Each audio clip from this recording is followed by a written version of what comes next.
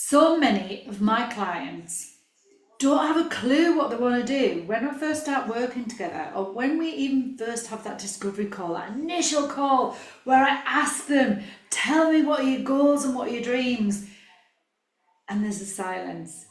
Or the other thing is, what people automatically do is they start to tell me all of the things that they don't want. Well, I don't want to be living where I have to worry about money all the time. I don't want to be working in this job. I don't want to be doing this. I don't want a partner who's going to treat me badly. I don't want to be, working every hour God sends and coming home at night time and drinking.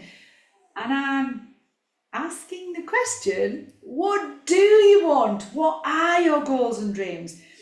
And might seem like a really simple question, but actually, in fact, it can be such a difficult question because we've never ever been asked that question before. So many people have never really thought about what it is that they truly want in life, and that's because from a very young age, we are constantly looking outside of ourselves. Always. We're always looking from very early on, what are our parents doing? What's the environment we're living in? Who are the people that we're following? Who are the people that we're watching? Who are the people that we're surrounding ourselves by? What is that person doing? What's this person doing? What's expected of me here? How can I make people happy? That's just the beginning, when we're very, very, early and susceptible and young, and our brain's just developing and our nervous system's just developing. And we learn how to behave in the world.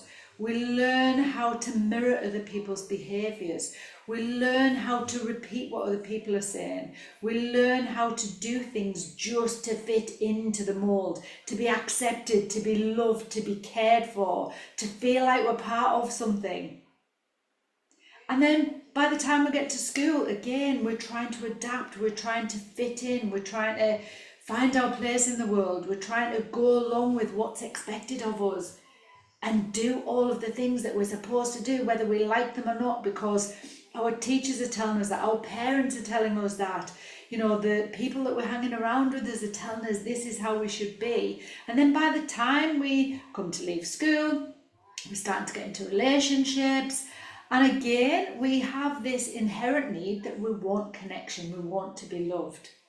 Now, depending on how you were loved as a child and how you had your needs met as a child will completely depend on the types of relationships that you have. Now, I was desperate to be loved, but I hadn't been shown love. I hadn't been shown how to love somebody. I, associated love with violence, with a toxic environment, with controlling people and shouting at people, and that's the way that you got people to respond to you.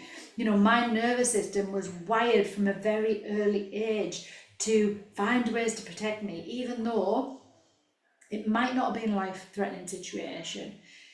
Even though sometimes it might have felt like that, and it was horrendous at times, the things that I experienced when I was younger, my nervous system remembered all of those things, and it created a pattern of behaviour to protect me because it believed that I was in danger.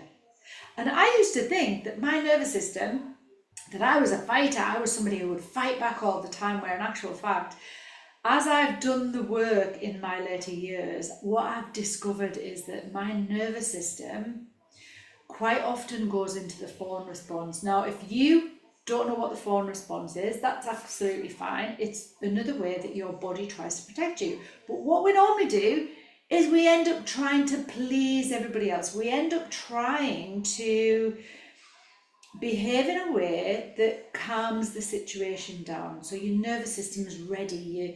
You're looking all the time for when you can jump in, for when you can step in to change the vibe, to change the environment, to protect other people if needs be. But often that's how we become people pleasers, because our nervous system learns from a very early age that if we say something or do something, we can change the environment, we can change the vibe, we can change the situation so that we feel safe and that other people are safe. And I spent my whole childhood doing that, and I became very good at it. I became so good at it that I actually was brilliant as a police officer, because that was one of the people skills that you had to have.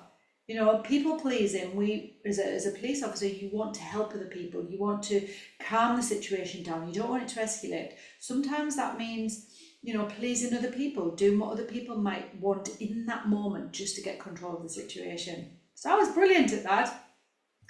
But that's just a really, you know, an example of my own life where I ended up becoming a people pleaser. Now, not everybody understands their protective responses, and that's okay. But the thing is, if you don't understand your protective responses and you don't understand why maybe sometimes you become angry, maybe sometimes you shout at other people, maybe you're trying to control situations, maybe you just back off, maybe you just step back, maybe you remain silent in the background, or maybe you're a people pleaser like I was. But what's really, really important is that you get an understanding of your patterns. You get an understanding of how you respond, or how your body, how your nervous system responds, because this isn't about, you know, thinking and understanding how things work. This is about our body responding. Before this even takes over, our body responds completely.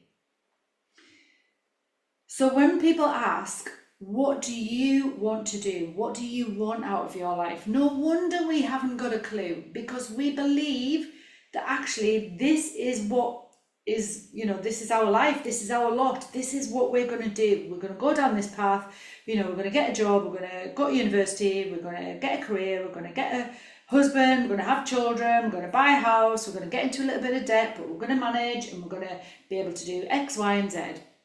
That's the path that most of us are led down. But actually that's somebody else's path. It's not our path. I tried that path. Lots of other people have tried that path.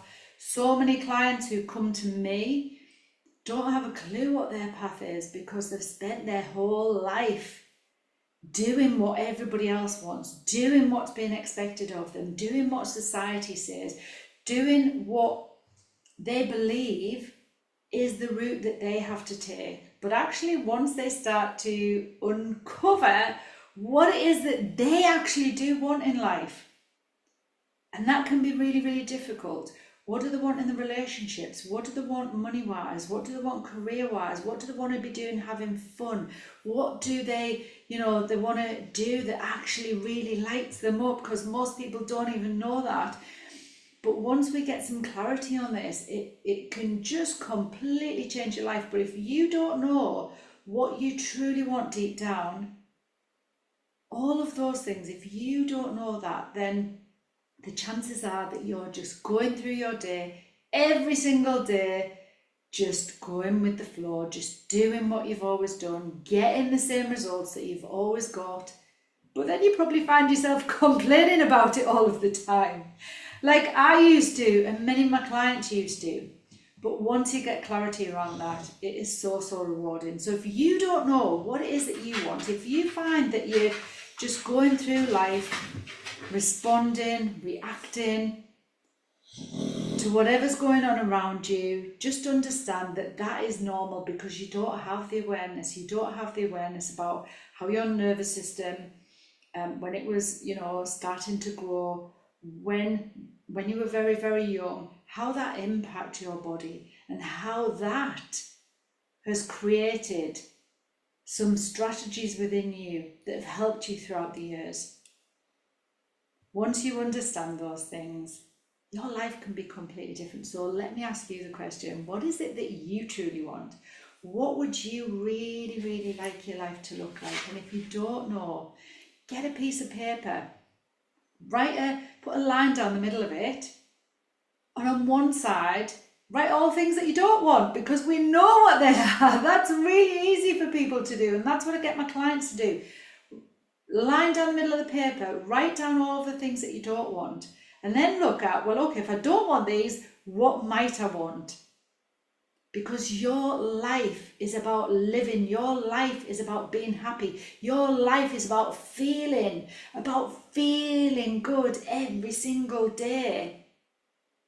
Because we're supposed to be here for expansion. We're supposed to be here to grow. We're supposed to be here for the journey along the way. And that journey is supposed to be a journey that we enjoy, that we love, that we just vibe and we feel amazing. We're supposed to be thriving.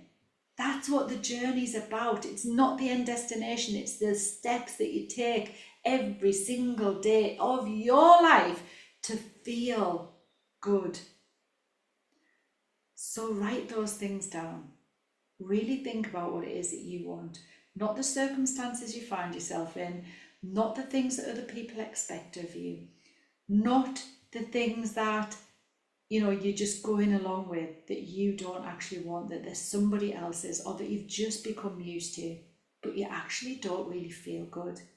And you're wondering, there must be another way. Well, there is another way. Start by doing that. Start by getting clarity on what it is that you really want. If you don't know what it is, reach out to me. Let's have a chat. But remember, if you don't know what it is that you want in life, then what are you aiming for every single day? What are you getting up for every single day? Because the chances are you're just going through life. You're not actually living it.